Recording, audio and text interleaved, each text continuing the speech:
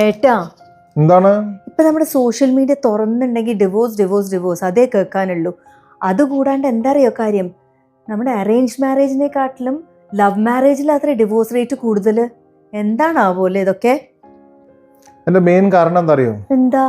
Love marriage ആവുമ്പോണ്ടല്ലോ 2 കൊല്ലം പ്രേമിക്കാം, 3 കൊല്ലം പ്രേമിക്കാം, 5 കൊല്ലം പ്രേമിക്കാം, ചിലപ്പോൾ 10 കൊല്ലമൊക്കെ പ്രേമിക്കും.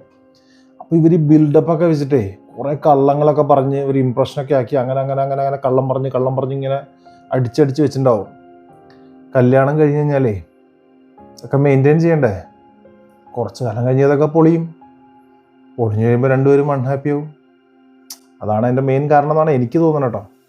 Arrange marriage ആകുമ്പോഴേ കല്യാണത്തിന് പിന്നെ കുറച്ച് സമയം കിട്ടുള്ളൂ.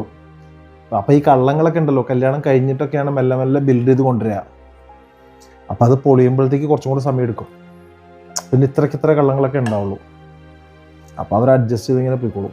പക്ഷെ അതിലും ഡൈവേഴ്സ് ഒന്നും കുറവൊന്നുമില്ല കേട്ടോ. അപ്പൊ ഡിവോഴ്സ് ഒന്നും ചെയ്യാണ്ട് നമ്മളെ പോലെ ഹാപ്പി ആയി ജീവിക്കുന്ന ആൾക്കാർക്ക് ഓപ്ഷൻ ഒന്നും ഇല്ലാതെ ഇങ്ങനെ അഡ്ജസ്റ്റ് ചെയ്ത് പോവാണെന്നേ, നമ്മളെ പോലൊക്കെ. എന്ത്? അല്ല, ചിക്കൻ കറി സൂപ്പറാന്ന് പറയാം. ഒന്ന് ടേസ്റ്റ് ചെയ്ത് നോക്കി നോക്കൂ, നല്ല അറിയാം. അതാ ഞാൻ വരുന്നു.